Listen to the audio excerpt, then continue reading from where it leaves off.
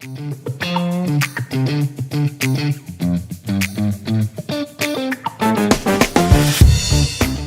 morning, everyone. Welcome to Coffee with Casey, where we talk about the market conditions. Today, we're going to talk about preparing your home. There are 5 major steps if you want to accomplish the goal of selling your home in the first 96 hours. Now, why is 96 so important? Well, if we sell our house in the first 96 hours, that's when all the magic happens. That's when people bring in contracts, multiple contracts. People start bidding against themselves. I mean, in that first 96 hours, we've had sellers bid $50,000 over their own contract, $150,000 over their own contract. So this is when people remove home inspections. You know, this is when the maximum pressure is on the buyer and the most leverage is with the seller. So what we're really trying to do is we're trying to make sure that we price it right, that we prepare the home, that, you know, we do our marketing correctly, we pull in people from out of the area, we do our predictive analysis to understand that we know we're at the right price, and then it's on to contract negotiation. So this is the second step. It's very important in preparing the house. Now, let me just say this. Nobody wants to prepare the house. I don't want to do it. Billy doesn't want to do it. Seller doesn't want to do it. But 9 out of 10 buyers don't want to do it either. So if you want to capture 9 out of 10 buyers, we need to strap it on. We need to get this done whether we want to or not. And we need to prepare the home for the largest possible buyer pool. Okay? So we're going to talk about what we do getting ready, getting a home ready. You know, there's putting lipstick on the home. There's taking it from a traditional to a transitional phase. And that really changed everything. When Morgan came on board, she coined it as saying, well, most homes are in a traditional phase and they need to get to a transitional because the buyers are looking for that transitional look, the linear look, the clean look, the decluttered look. You know, they don't want anything on the windows. So we're trying to prepare for that largest, most powerful buyer pool of people that are looking for transitional homes.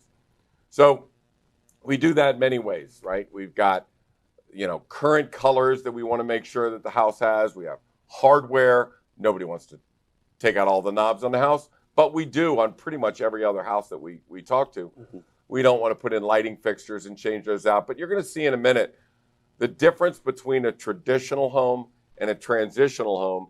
And Billy executes this plan, and Morgan and Kelly and Pat, and they all execute this plan with every listing.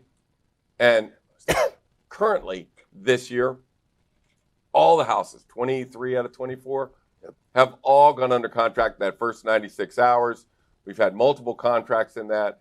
The only one that didn't go was Johnny sold the largest home in Haymarket.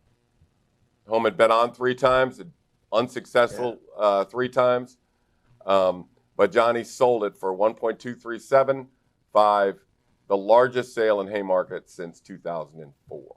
Actually, largest sale in Prince William County since 2000. What was the number on that? 2.3? 2.375. Yeah, 2.375, yeah. So that's why this is all very important. And what we're going to take you through is how we get the home prepared so that we can get that first 96. Now, very important because if we get the first 96, we also, not only throw out the home inspection, not only throw out the appraisal, can steer them to Cardinal Title, where Cardinal Title is our home turf. We want Cardinal Title for this reason. When we prepare a home, first thing we do on our listing, have them run title. Make sure the title is clean. Make sure there's not going to be any surprises as we go along. This is important. The other thing is, the Samson Properties mastermind group got together and somebody asked the question, anybody thought about doing pre-inspections on homes? Yep. And we were like, we haven't had a home inspection in 2.5 years. Well, then came June and July of 2022. Everybody wanted home inspections. 2 out of the first 4 home inspections we had, the contracts kicked out. So we got out in front of that and said, okay, we're going to do a 6-point inspection with an inspector. Get him out. Let's make sure we have the roof, the electrical, HVAC. There's no water in the basement. You know, all of the top tier things that electrical system. A home inspect. Yeah, right. Exactly. Yep. So once we have the home inspection done, we've got the title report done. Now it's time to turn our focus on what do we have to do to this house. I'm going to tell you, And again, I see this at every listing appointment, and it's pretty amazing. We were in a 6,500 square foot home. It was yellow. And the reason why I acquiesced to the 30-somethings is because they're our buyer pool. The 60-somethings are not the buyer pool. The yellow paint looked good to me. It looked great. It's fine. And first of all, this is a massive house. It's 6,500 square feet. And there's big walls and ceilings and all stuff. And Morgan goes, no, we're definitely painting. And the seller doesn't want to paint. Nope. And I don't want to paint. And I'm like, oh, please don't say that. So for $8,500, she had that house painted. Now I'm going to tell you this. It goes on next week. It was going to go on at 1.8 and hopefully get that. It'll go over 1.9. Yep. It is spectacular. It is huge. It is beautiful. It shows well on film. So anyways, and again, as I tell the sellers, I don't want to do it either. I know you don't want to do it. Yeah. But let me take you through some pictures, if you can run through some of these, Justin, on it. And let's go to some examples of before and after. Before, I'll brag a little bit about that chart right there that just went flying by. Was a chart that shows, that chart shows that the top yellow line or orange line was Long & Foster. And that was the market share that Long & Foster had back in 2015. As the top team at Samson Properties and doing videos, and hopefully, a lot of us adhere to this, Samson Properties has gone up to number one. And not a little, but a lot. As you can see, Keller Williams, Compass, all of these companies are clogged up, whereas it looked like Samson almost got twice as much market share. In fact, between $1.5 million and $2 million in Vienna, our team has 33% of the market share in that one thing. So what we're about to talk about is powerful. It gets homes sold. It gets them sold for a big number. And when that happens, people want to flock to the team that just did that, because if you can do it for the Wilsons, you can do it for us. Okay? All right, let's go to the next one. Oh, I'm sorry, my bad. Got to work on the high-tech stuff. All right, so here's house. This is a Morgan and Colby creation right here. They walked into it, as you can see, two-tone paint, old carpet.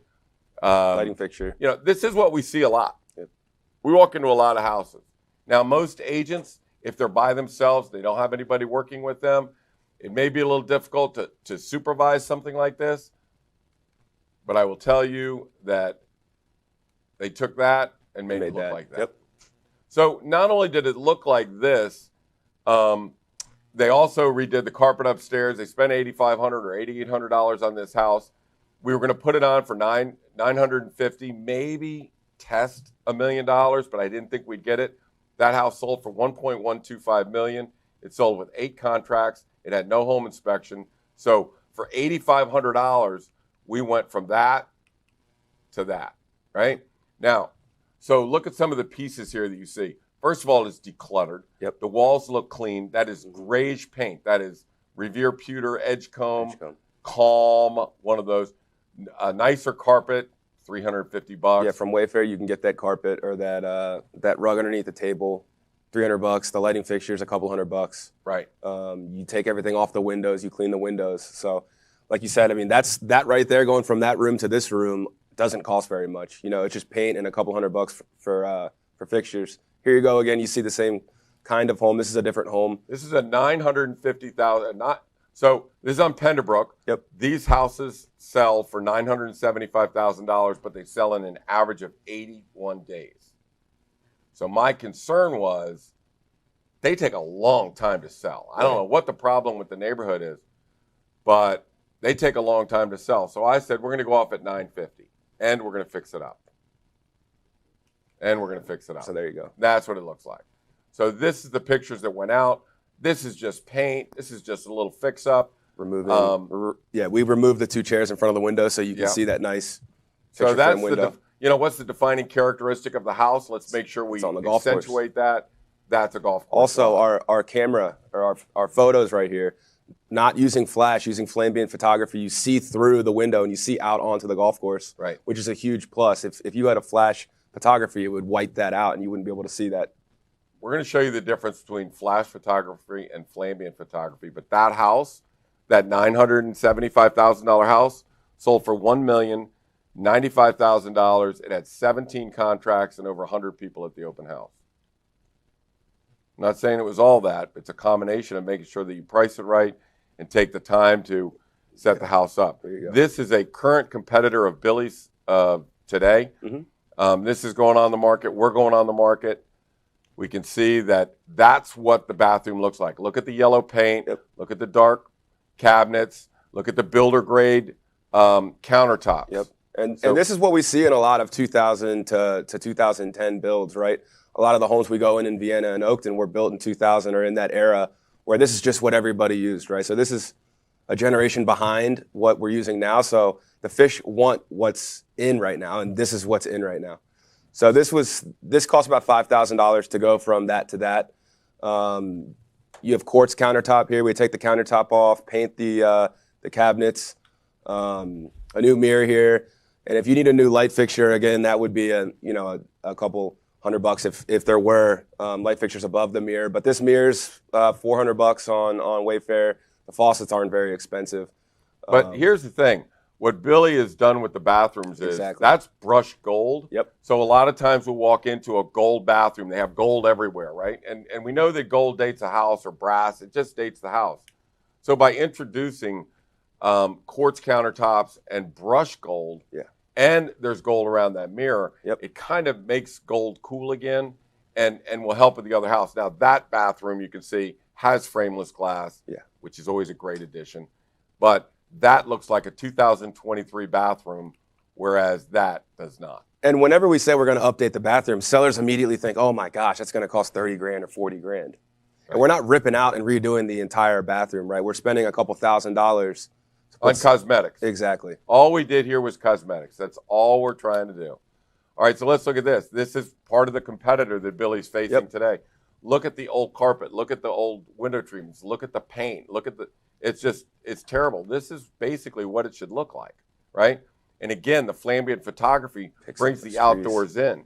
Now, when we're selling a house, this one is in Oakton, the buyer is looking in Vienna or in Arlington or McLean or something where there could be houses back there. Or, we're trying to show that this is a nice setting in this house.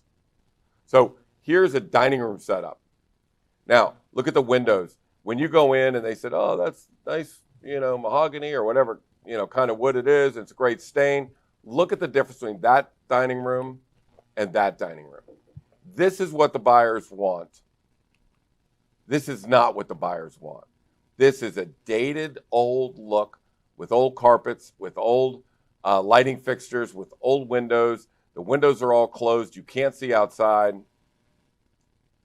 You can picture yourself having dinner here with the woods outside of that. You cannot do it from this picture right here. And it's delicate too, right? You can't walk into a seller's house and say, this looks horrible. Well, we're changing it. Let me just say so we just have to demonstrate, and you have to position it correctly, I guess, with the seller, that more buyers are going to want this look as opposed to the old look. That's where Morgan, coining the phrase, taking it from traditional to transitional, hit the nail right on the head. Exactly. And it really, to be honest with you, changed everything for us. It usually was price. Now it's price and prepare. Now it's price, prepare, do your predictive analysis and get your marketing. So, but this really opened our eyes to not only how powerful it looks, but how to frame it so that the sellers understand it's not ugly, it's just dated, and that's a traditional look, and we need to give the buyer-friendly transitional look. And having the numbers to support it too, right? Where we're going to put 10,000 in and you're going to get 100,000 back. Right. And you always say if you went to Vegas and put 10 grand on a table and it could give you 100 grand back, and if you lose, you get 50 grand back, you would always do that. Right. So we're talking about return on investment here. Correct. Yep. If a person can take a $975,000 house, put in $8,000 and sell it for $1,095,000, then the return on investment of that $8,000 is extremely powerful. And the numbers that I use are 7-to-1 return on investment. That is low. I can tell you that I think if we spend $10,000, we're going to get back $100,000. On that house, we spent $8,000 and we got back $125,000. Spent $8,000, got $125,000. So using the new math, that's not a 7-to-1 return on investment. That's a big investment. So This is what the buyers are looking for. They're looking for drums down on the lower right corner. You can see that's a new kind of look. They're not looking for the little candles with the things Shades. on top, or they're not looking for the brass that goes like this, which we see in 90% of the houses. That's what they're looking for.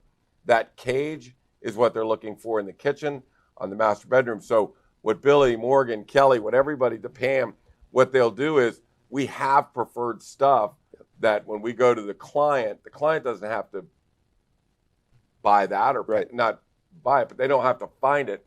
We already know what we want. In fact, we don't want a seller to pick anything because why? Because I'm 65. And whatever I pick out ain't going to work. I'm not trying to get a 65-year-old to buy this house. I want them to buy it. Right. I want Kelly to buy it. I want Morgan to buy it and Colby. So I want you guys, we have preferred stuff. We send that in a shopping cart to the seller, say, pay for it. It ships to your house. We'll send somebody over and have them put it up. Mm-hmm. The doors are very important. That hardware, nobody wants to pull the hardware off a house, but I will tell you that hardware dates a house. It is the number 2 thing, target on what we need to do in order to get this house from old to new.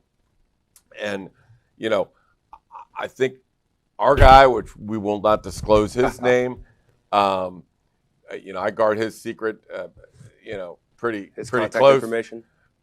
Because he'll go in here for, you know, a couple $1,000s and swap out all of the gold hardware for matte black.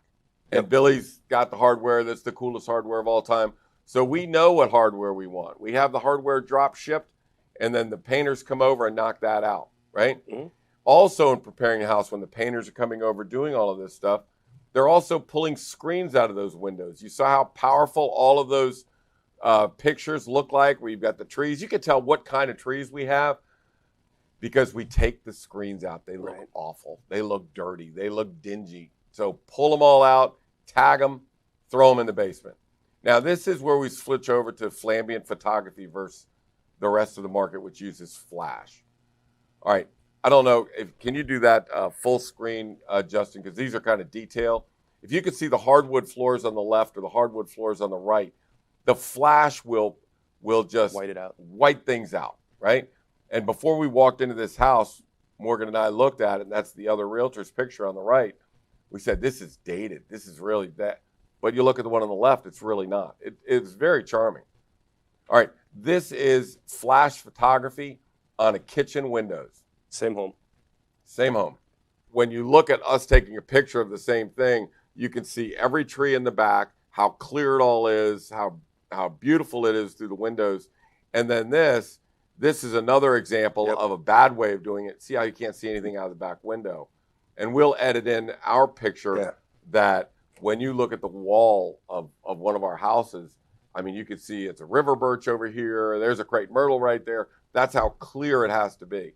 So part of preparing a house is getting the right pictures with flambient photography. And then we create a website. We create a custom website. Agents have their own way of doing things. And I'm sure Samson Properties has a way for agents to do their own website. But we create a custom website that shows all the interior pictures, spectacular, you know, views of the house, exterior of the views. Now, let me go back to this. Our main point in marketing, which we're going to talk about next week, is people in Vienna are going to pay a certain thing for a Vienna house. But that house in Vienna is worth maybe $400,000, or buyers have to pay $400,000 more to live in Arlington to buy the same size house. So if we can take that house, we can picture it correctly, we can build a website, we can make it look so attractive, and then the marketing will ship it to people in Arlington, to people in McLean, to people in DC and Alexandria, where a $1.5 million house costs $2.1 million in Arlington. Right. But see what you can get in Vienna for 1.5. That's next week's seminar, but in preparing it like this, it's extremely powerful that they know how far away from the airports. They don't know where Vienna is. I had a guy call me up. He was looking for houses in McLean. He calls me up. I'm going, hey, man, where the hell's Vienna? I said, what are you talking about? Vienna is in Northern Virginia. He goes, no. Like, where is it next to where is it in comparison to McLean? I said, we are right next door to McLean. Jesus.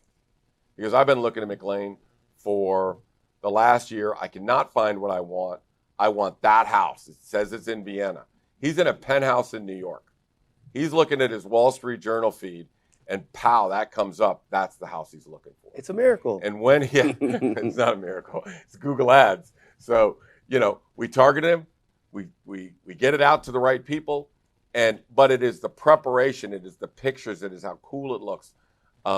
It is that it has a home inspection already done. It's already had its its title work run. Mm-hmm. The pictures all look for transitional. So in preparing the house, which I think is key, that's what helps you get to that first 96. This is basically proof. And again, I always say when somebody tells me something, I'm like, all right, whatever. I want to see how many times have you done this? Is it one? Is it two?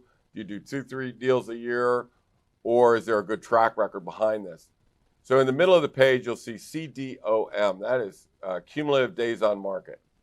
And those are all the houses that were launched this year. So all of those houses, you can see on the right, they're not cheap houses. They're 1.5s, 1.6s. You can see that they all sold in that magic time period, under 7 days. We shoot for the first 96. And the only one you see that's missed that boat is the riding club down at the very bottom. Which still is that's the record for Prince William County. Go back just real quick to that last slide. You can also see on the furthest right is the close price next to the original list price. And all of those are anywhere from 25 to 150 over list price. Right. I'm looking at one that says it's $1 million and the sales price was $1.15 million. So again, what we're searching for, and I can't emphasize this enough, what we're trying to get to is we need to have the buyers under maximum pressure. There's 5 people. They all are trying to get this house. They are under pressure to give us their highest and best offer. When we talk about contracts, we'll talk about highest and best offer versus escalation clause. But the maximum pressure is on this person in the first 96 hours. On the other hand, total leverage is on the hand of the seller, right? So we've got total leverage. They've got total pressure. That's the kind of negotiating environment, what we call preparing the battlefield. That's the kind of negotiating environment that we want to be in. The most important thing, and Billy can attest to this, on getting the first 96, we haven't mentioned it yet, is backup contracts. Oh, yeah. So if we've priced it right, we've prepared it correctly, and everybody's in a dogfight over this house, now you're going to get backup contracts. So we had a nice backup contract on a house on Lawyers Road. The up contract, all cash, no contingencies. All cash. $77,000 over list price, no contingencies. Decided that they just made a mistake. We just don't want the house. We want out of this, right? So boom, we got a contract right behind it, same price, not as good a terms because it had financing. Wasn't all cash. But Billy and I really, when we hear all cash, we go. Yeah, again, we're very suspicious people. So we had that backup contract ready to go. So backup kicked into number one, and we never hit the market. The worst thing you can do is sell a house, have it go under contract, and then go back on the market. Yeah.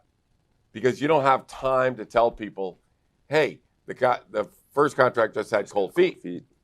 There's nothing we can do. What they're thinking is, you failed your home inspection. Right. Something's wrong with that house. And now you're damaged goods, and you lose that first 96 negotiating power where everybody wants it. It's the belle of the ball. It's the new shiny thing. And another reason why we want to do the first 96 is because there's going to be other shiny things coming on Thursday. All the new inventory is coming on. So if this contract negotiation, if we don't close it on Monday or Tuesday, if we get to Wednesday and Thursday, oh my gosh, there's more houses. The buyer pool gets diverted. Mm-hmm. They start looking at something else. And if you go within 7 days, 10 days, 2 weeks, and the house hasn't gone under contract, then what does everybody think? Something wrong with it. Right. Something wrong with that house. Now, you can look at what we just put up and you could say, oh, yeah, everything is sold within the first couple days. Okay. It's spring, right? It's spring. But let me tell you something. Summer's coming and fall is coming. And I think I have something on here about what's going to happen. Right. Yeah, last year. So this is a chart from last year, and the numbers are how many homes withdrew from the market in our specific market. And you'll see in January, February, March, and April, pretty much anybody could sell a house. And then came May and June and July and August. And then interest rates started to rise. And then look at October and September, right? So it was a bloodbath in the summer. It was a bloodbath in the fall. So we want to make sure that, that this track record of making sure they go in the first 96 is adhered to all year long. So don't go falling asleep in the spring because it's coming. And you'll never hear the bullet, like they say in the Marines. You'll never hear the bullet. I'm telling you it's coming and it'll be on you. So we want to make sure, and again, this is not a hobby for us. Right. I mean, if you're a professional, you're not a professional in the spring. You're a professional all the time, every day, every listing. Everything has to be done right, whether it's pricing it or preparing it or whatever. You've got to adhere to all protocols because sometimes it's easy and sometimes it's hard. And if you want to make sure that you're always on it, last year, 92% of our houses, even in that market, 92% of our houses sold in the first week. And that's not bragging. It's just the fact of the protocol of the pricing that we talk about and the preparing the home, which we're just talking about now. And I will tell you, here's where the problem is on most listings that we see. This is not something that gets done. And I'll be honest with you, a lot of the better real estate agents are maybe a little older. They are maybe, 50, 60, I guess. But let me tell you something. It looks good to us. Looks fine to me. Right.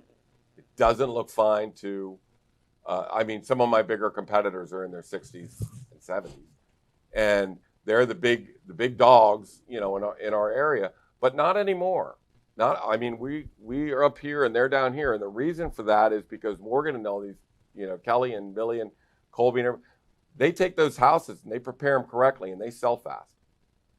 And when you look at a listing where all the walls are yellow, right, and it's sitting on the market for 40, 60, 90 days, preparing the house, again, I will say, nobody wants to do it. Right. You don't want to do it, you're busy. I don't want to do it, I'm busy. The seller sure doesn't want to pay for anything. Right.